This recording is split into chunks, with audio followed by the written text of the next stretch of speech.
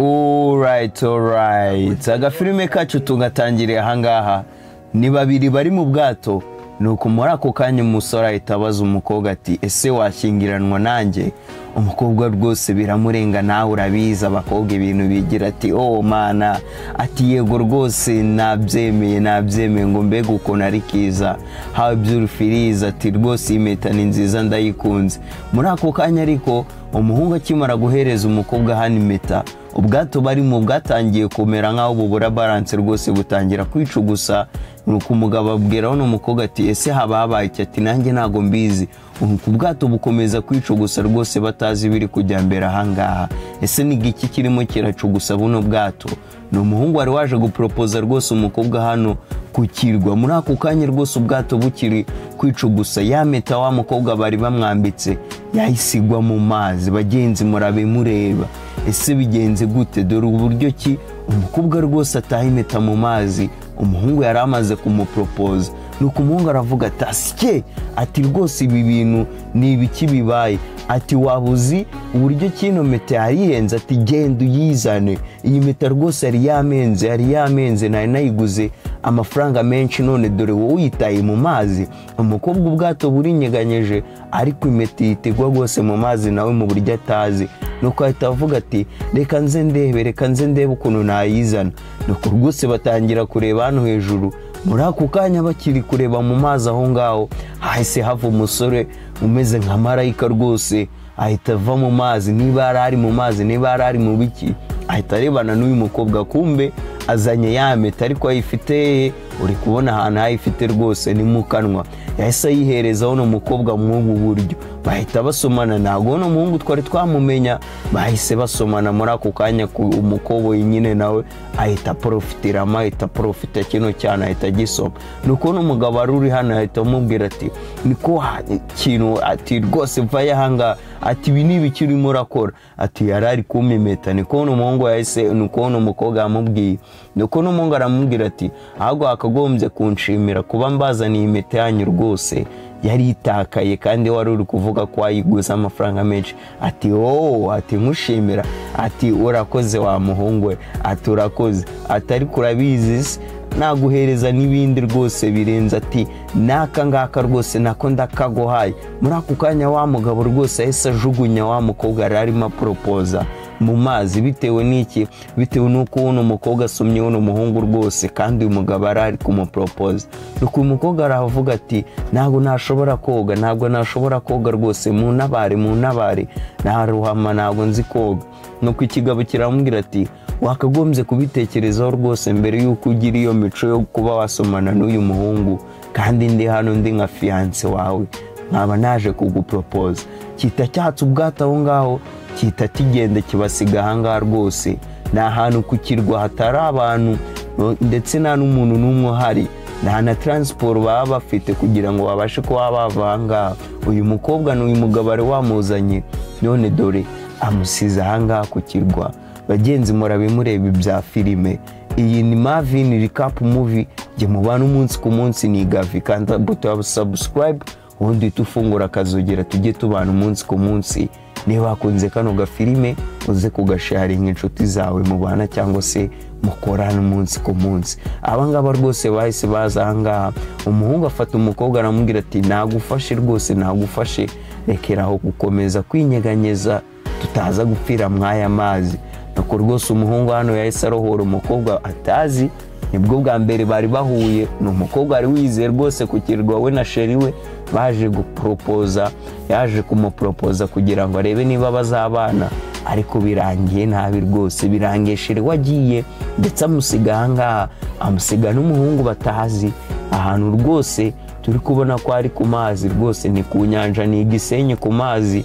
Abanyakigali rwose ayangaha iyo barayakumbura bayumva nk'inkuru nangwa se mu migani. Nuko umukobwa abwira hano umuhungu ati reka nze ndebe ukuntu nagufasha. Ati wigenda, reka nze ndebe uburyo nagufasha. Umuhungu ahita ahagarika umukobwa ati ibyo ngibyo rwose ntabwo biri buze gukora, ibyo ntabwo byakora, ntabwo wamfasha. Ati si kubera iki natagufasha? Atarega hano hano nabwo turi kumwe n'abandi bantu, ati turi ku kirwa cya twenyine. Umukobwa aravuga ati ibyo ni ibiki? Ati hano nta bandi bantu bahari, ati ni twe turi hano gusa, turi ku kirwa, nta muntu n'uyu n'umwe wabimenye. Kumva umukobwa ntabwo yari yakamenya ko rwose ahantu ho bari ku kirwa cya bonyine, ntabwo yari azi ko sheri we rwose ariho amusize, ariho amutaye. Nuko atangira kwabira ati help, ati haba hari umuntu rwose wadufasha, ati mudufashe. Nawe urabizi abakobwa rwose kwakira ibintu nk'ibi ngibi ntabwo biba byoroshye. Muri ako kanya atangiye gutabaza, ariko nta muntu n'umwe wari uri hano kugira ngo abashe kuba yabafasha. Ni umuhungu n'umukobwa bahuriye ku kirwa, ndetse bahise banakundanira kuri iki kirwa. Ese inkuru yabo y'urukundo yaje gutangira gute? Baje kuba bakundana gute? Irebera agafilime rwose utaza gucikwa n'iyi nkuru. Nuko umukobwa aratangira kuvuga ati yewe, ati tugiye gupfira ahangaha, ati ubuse turakora iki?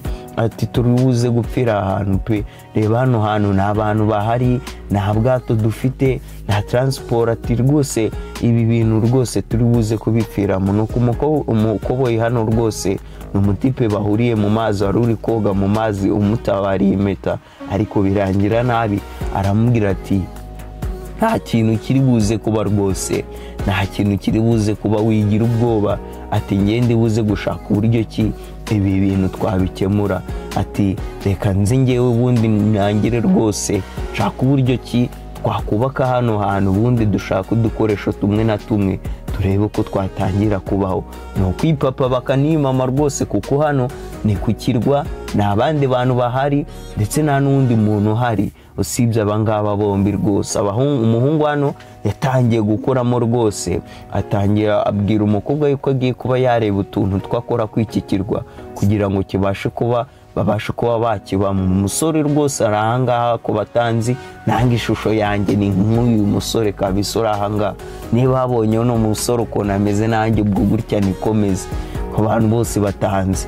Umuhungu rwose yatangiye gushaka utuntu na tumwe, ariko umukobwa hano atubwira ati ni umuhungu wari udasanzwe, wari ufite ibigango ndetse ufite n'imbaraga.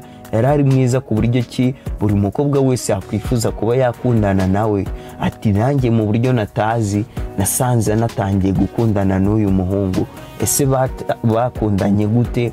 Inkuru yabo y'urukundo rwose yatangiye gute? Umuhungu rwose ahangaha yatangiye kubaka akantu kameze rwose nk'ishyiga cyangwa se imbabura ya kinyarwanda, ariko areba uburyo ki bazajya bota umuriro, kuko hano ni ku kirwa haba hakonje. No gushaka uburyo ki bashaka ubushyuhe mu buryo ubwo ari bwo rwose. Nuko umuhungu rwose ahangaha atangira kubaza ibiti, atangira kubaka amashyiga aho ngaho. Muri ako kanya yahise akurayo umukobwa, ati noneho ngwino nkwereke ibintu byo nakoze ahangaha. Ati ni agatangaza rwose biri buze kugutungura. Nuko umuhungu abwira umukobwa ati wowe uretse guhindukira banze nkwereka akantu nakoze hano. Umuhungu yagiye yubaka rwose ahangaha agasharagati, yubaka iziko ku buryo ki batakwicwa n'imbeho cyangwa se babe banyagirwa mu gihe bari hano. Nuko umuhungu abwira umukobwa ati uriteguye? Ati rwose noneho ubu ngubu wahindukira ukaba wareba ese ni ibiki biri ahangaha. Ako kanya rwose umukobwa nawe yahise ahindukira, umukobwa muto kandi mwiza rwose nawe nk'uko uri kubibona. Nuko aravuga ati mbega ibi ni byiza rwose, ibi ndabikunze, hano hantu harasa neza. Ati ni wowe wabikoze? Ati yego rwose ni njyewe. Ati urarenze kabisa. Nuko umuhungu abwira umukobwa abaza umuhungu ati ariko hari ikibazo nifuza kukubaza. Umuhungu aramubwira ati oya buretse. Ati rwose mbere yuko mbaza ikibazo kimwe na kimwe, ati reka tujye ku muriro tube turi kota umuriro rwose. Nuko umukobwa hano yegera umuhungu ati oya, ati njye nshaka kukubaza ikibazo. Ati ubundi ko twahuye bakwita nde? Izina ryawe ni irihe? Witwa nde muri make? Nuko umukobwa yabajije hano umuhungu amubaza izina rye rwose. Nuko umuhungu areba hirya no hino rwose, aravuga ati ibyo ngibyo rwose ntacyo bimaze. Ati ibyo ngibyo nta kintu bimaze kumenya izina ryanjye. Ati ngwino hano ku muriro tube turi kota, imbeho itaza kukwica. Nuko rwose umuhungu aravuga ati nose undi ninkubwira izina ryanjye niryo uri buze kurya? Ati reka rwose ibintu by'izina ntabwo ibyo ngibyo bikora. Umuhungu hano yanze kubwira umukobwa izina rye, nuko aramubwira ati ushaka ariko wampamagara Cruz, ubundi nanjye rwose nzagenda kwita Friday. Niko umuhungu yabwiye hano umukobwa ngo bamwise Friday, umuhungu we ngo ni Cruz. Muri ako kanya bafashe igiti bajya mu mazi rwose, umuhungu abwiye umukobwa ati reka tujye kuroba ahubwo amafi turebe ikintu turi buze rwose kotsa. Muri ako kanya rwose umukobwa akazajya ajomba ariko ntagire ikintu afata, akazamura ubusa rwose, atangira kwicira ati sike, ati ibintu rwose ibi bintu ntago narinzi ko biri buze kumba, ati nta kintu na kimwe rwose nabasha kuba nafata, ati ibi bintu rwose ntago byumvikana. Nuko umukobwa rwose yatangiye kwitonganya, akubita rwose mu mazi n'imijinya myinshi cyane, abwira umuhungu ati nizi fi rwose nibigurye zakwemera nkazifata, niba ifi arizo zidakunze ubuzima. Umukobwa nawe rwose sinzi.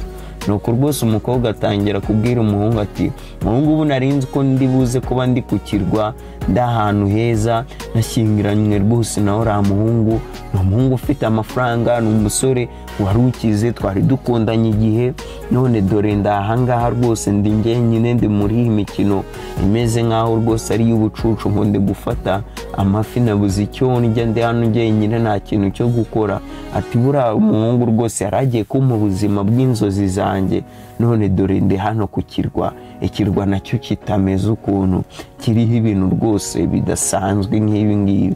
Nuko umukobwa rwose akubita amazi ahangaha, umuhungu aramubwira ati buretse, ati bitware gahoro, ariko bitware gahoro, ntabwo wafata ifi urimo ukubita amazi cyangwa se urimo usakuza gutyo. Ati ubundi abantu bagiye kuroba ifi baratuza ndetse n'amazi agategereza agatuza, kuko nibwo amafi azanga. Umuhungu atangira kwigisha umukobwa ahangaha uburyo ki baroba amafi, aramubwira ati rwose ubundi bafata icumu cyangwa se kino giti gutya, ni iki giti bagize rwose kugira babashe kuba baroba amafi, ubundi ukagifatira ahangaha hagati rwose, ubundi ukajomba vuba wihuse cyane kugira ngo ubashe kuba wafata ifi. Muri ako kanya rwose umukobwa yatangiye kureba umuhungu nawe uburyo ki ari kumureba, nawe urabibona. Umuhungu rwose ahita abwira umukobwa ati ubundi ukahita ujomba rwose wihuse mu gihe cya nyacyo.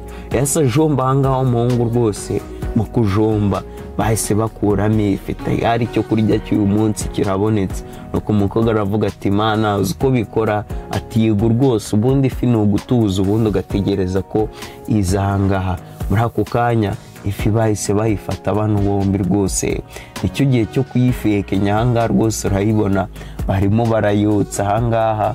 Nuko muri ako kanya umukobwa yahise atangira kutubwira ati ibintu rwose by'uyu muhungu byari bitangaje, uburyo ki yarabayeho, uburyo ki yasabanaga, uburyo ki rwose yatangiye kunyumvisha uburyo ki hano ku kirwa ari ahantu heza.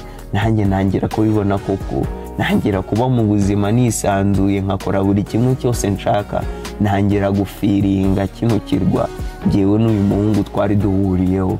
Ahangaha rwose urabibona batangiye kwikinira imikino yabo, batangira kuba bakubaka utuzu ahangaha rwose nk'iby'abana nyine, nta kintu cyo gukora kidasanzwe bafite, batangira gukina imikino rwose ahangaha nawe urabibona, ni imikino y'abantu bahaze nyine.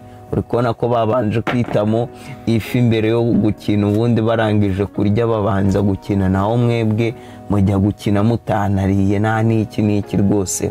Nuko ahangaha rwose bamangije gukina, umuhungu yaje ahangaha abwira umukobwa ati Queen of Iceland, ati umwamikazi w'ikirwa, ati rwose aka kantu aka gakufe kakubera, ni agakufe nagukoreye. Nuko umuhungu rwose ahita akambika umukobwa ahangaha ati mbega ukuntu ari keza. Niko umukobwa yavuze ati rwose ndagakunze, nkunze impano umpaye. Umuhungu rwose atangiye kuzanira umukobwa ahangaha impano, amuhereza utuntu tw'udukufa, amubwira yuko ari umwamikazi wo ku kirwa, ngo niwe mwamikazi w'iki kirwa bariho. Wagira ngo ari nk'abandi bantu rwose bahari, kumbe nibo bonyine bari hano, nta wundi muntu uri kuri iki kirwa. Nuko umukobwa aramubwira ati rwose it's a beautiful, cyangwa se ni keza cyane ndagakunze. Nta gakufa umuhungu ahaye umukobwa hano, ati rwose aka ngaka uragakwiriye kandi ukwiriye n'ibindi birenze ibingibi. nzaguha n'utundi tuntu turenze utungutu. Ni k'umukobwa nako ni k'umuhungu hano yabwiye umukobwa. Nuko umukobwa aramwegera amubwira ati ariko mufitiye ikibazo. Nuko umuhungu atikiye ati ntabwo wigeze umbwira izina ryawe. Ati wambwira izina ryawe? Nuko umuhungu hano aramubwira ati kukubwira izina ryanjye rwose ibyo ngibyo nta kintu bimaze, nta kintu biri buze gufasha. Umukobwa rwose ahita arakara. Umuhungu abwira umuhungu ati ahubwo ngewe ndi kumva rwose igifite agaciro nangwa se igifite rwose icyo kimaze, nuko ndikumva nshaka kugusoma muri aka kanya. Umukobwa araseka cyane rwose uburyo cy'umuhungu abimubwiye. Nuko abangabo rwose batangira kurebana, nawe urabibona ibintu rwose batangiye kuba bagira, nawe urabibona ahangaha ni abazungu rwose. Ntabwo bijya bitinzamo izi role n'izi filime rwose, ntabwo bijya bitinzamo. Ndasuhuza abahungu banjye rwose ngo bakunde izi filime zimeze gutya. Nuko bwose abangaba batangiye kuba basomana, batangira gukundana rwose muri ako kanya, nawe urabibona. Alright, agafilime kacu rwose karacyakomeza. Ni umuhungu n'umukobwa bahuriye ku kirwa ndetse bahita banakundana muri ako kanya, bisanze ari bonyine. Nuko ahangaha umukobwa aryamye ahita yumva rwose ijwi rimuhamagaye, ariko ntabwo yari yaryumva. Muri ako kanya ahita aryumva, arabyuka. Nuko bari kuvuga ati hani, ati nagarutse rwose. Ese ninde wagarutse? Ninde urguhamagara umukobwa umubwira ko yagarutse? Ati ngwino tujye mu rugo. Kumbe ni cya kigabo cyari cyamusize ahangaha, cyamutaye ahangaha filime tuyitangira, cyaje kumupropoza. Nuko kikahita kimusiga ahangaha. Umukobwa yahise amanuka yirukanka muri ako kanya, asanga cya kigabo rwose kirimo kirakubita wa muhungu bari bakundanye, wanze kumubwira izina, amubwira yitwa Kuruza, nawe amubatiza izina ngo rya Friday, niko azajya aramuhamagara. Nuko umugabo ahangaha abwira umukobwa ati bitware gahoro. Ati uyu nguyu ubundi asanzwe abahangaha. Ati ngwino twijyanire kuko ubundi nawe ntabwo propoje wabyemeye. Ati ngwino tujye mu rugo, ubukwe bwacu rwose buradutegereje ndetse na honeymoon yacu iradutegereje. Nuko umukobwa ashaka kubyanga, nuko kino kigabo rwose gishaka kumufata ku ngufu. Ati ngwino ariko mureke. Nuko umukobwa abwira ati ahubwo wowe mureke uno muhungu. Ati hani, ati rwose reka ibi bintu. Nuko muri ako kanya umukobwa yahise aza hano afata igiti rwose bari basongoye nk'icumu, niba agiye kugitera hano umugabo kugira abashe kuba yakwigumanira. Uyu muhungu murajye mureba twatangiye filime rwose hano umukobwa akundi umugabo yanamupropoje ndetse yemeye ko babana, ariko bitewe n'uko uno mugabo yamusize hano ku kirwa, uyu muhungu akaba ari musigarana. Ubu ngubu ntabwo n'umugabo rwose yakwemera. Nuko umuhungu abwira ati rwose bikore kwa kundi wihuse nk'uko nabikweretse, cyagiye tugiye kure wifi nk'uko nabikweretse aba ari kubikora. Ati okay, ati rwose reka mbikore. Muri ako kanya umukobwa yazamuye igiti ahita jomba ahangaha umugabo, ariko umugabo rwose ntabwo igiti cyabashe kuba cyamufata. Nuko umugabo abwira n'umukobwa ati ariko urasetsa, ati utekereza yuko ndi ifi? Ati utekereza yuko rwose mfite ubwenge nk'ubw'ifi? Nuko umukobwa aramubwira ati oya ntabwo ariko mbitekereza, ariko nawe rwose uri ifu cyangwa se uri ikigoryi. Muri ako kanya umukobwa yahise azamura icuma ahita akubita ikigabo ahangaha mu kanwa rwose kita kirambika hasi nk'avoka ihanutse mu giti. Nuko umukobwa ahita arambika igitanga aramubwira ati ngwino tugende. Nuko umuhungu yahise afata hano umukobwa, ariko mbere yuko bagenda umukobwa aramubwira ati nta hantu ndi buze kujya mbere yuko rwose umbwira izina ryawe. Ntabwo wigeze umbwira izina ryawe kugeza n'aka kanya rwose n'ibi bintu. Ati ngewe nitwa Alex. Umukobwa yitwa Alex, niko abwiye umuhungu. Nicyo gihe n'umuhungu nawe ngabashe kuba yamubwira izina rye. Se umuhungu we yitwa nde?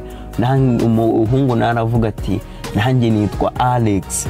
Kumbe bano bombi bari banahuje n'amazina, bombi ni ba Alex, haba umukobwa ndetse haba n'uyu muhungu bose bitwa Alex, bose bahuje amazina bakundaniye ku kirwa, bisanze ku kirwa cya bonyine rwose. Uyu muhungu yatabaye umukobwa igihe uno musheri we rwose yari amaze kumuta mu mazi, amaze kumuporopoza amuta mu mazi. Uyu muhungu aba ari umutabara, isanga ku kirwa cya bonyine. None kino kigabo rwose kiri ahangaha cyari gitangiye kugaruka kije gusaba imbabazi kugira ngo kirebe niba cyakomeza kubana n'uyu mukobwa, ariko umukobwa we rwose aranze aramukatiye. Nuko umuhungu abwira uno mukobwa ati reka twirukanke tujye hakurya rwose, niho ubwato bwe buri, tubujyane natwe tumusiga ahangaha. Umuhungu n'umukobwa hano rwose birukanse bagana ku bwato bw'uyu mugabo. Wibuke ko uno mugabo rwose yari afite ubwato, ntabwo yari yanagarukanye ahangaha. Birukanka rwose bagisanga kuri bwa bwato. Umugabo nawe bagiye kuba bamusiga ahangaha kuri ubu bwato. Umukobwa rwose bahise bamwuriza ubwato muri ako kanya. Nkeka ko n'agafilime kacu uko kagenze, abangaba bitangiriye urukundo rwabo rwose, bagiye kuba basubira mu mujyi bafasha akato. Se uno mugabo azava ahangaha gute? Muragiye mureba rwose, ugera neza nawe rwose uzajya urayisanga imbere, ariko nugira nabi nawe nabi zagusanga imbere. Murabeho, ciao ciao, hasta la vista.